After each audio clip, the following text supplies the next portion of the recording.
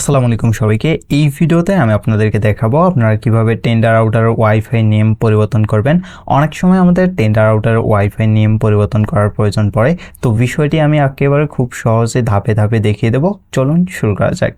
প্রথমে আপনাদের ফোন থেকে যে কোনো একটা ব্রাউজার ওপেন করে নিতে হবে। আমি এখানে ক্রোম ব্রাউজারটি ওপেন করে নিতেছি। নেওয়ার পর এখানে একটা নিউ ট্যাব নিয়ে নিতে হবে।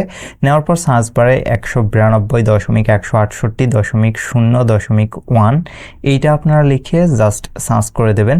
তো আমি এইটা লিখে জাস্ট এইখানে সার্চ করে দেব। দেওয়ার পর কিন্তু আমাদের অ্যাডমিন প্যানেলটা চলে আসবে। যদি আপনাদের অ্যাডমিন প্যানেলে পাসওয়ার্ড দেওয়া থাকে এরকম পেজ আসবে। জাস্ট ওই পাসওয়ার্ডটা আপনারা দিয়ে লগ ইন করে যাবেন। তো লগ ইন করে যাওয়ার পরে কিন্তু আপনাদের অ্যাডমিন প্যানেলটা চলে আসবে। তো আমি এখানে লগ ইনে ক্লিক করে দিলাম। দেওয়ার পর অ্যাডমিন প্যানেলটা চলে আসলো।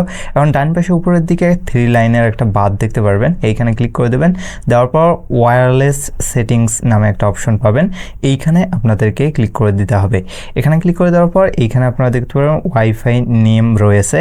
এখানে আপনাদের রাউটারটি যদি ডুয়াল ব্যান্ডের হয় তাহলে 2টা নেম দেখতে পারবেন। তো এখানে আমার সিঙ্গেল ব্যান্ডের, যার কারণে একটা নেম রয়েছে। তো আমি এক জায়গায় এইখানে পরিবর্তন করতেছি।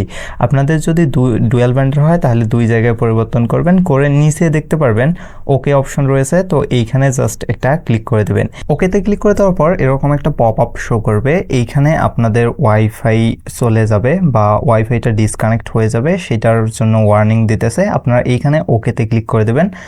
ওকেতে ক্লিক করে দিলে আপনাদের ওয়াইফাইটা চলে যাবে। উপর থেকে আপনারা দেখতে পারবেন যে ওয়াইফাইটা চলে গেছে।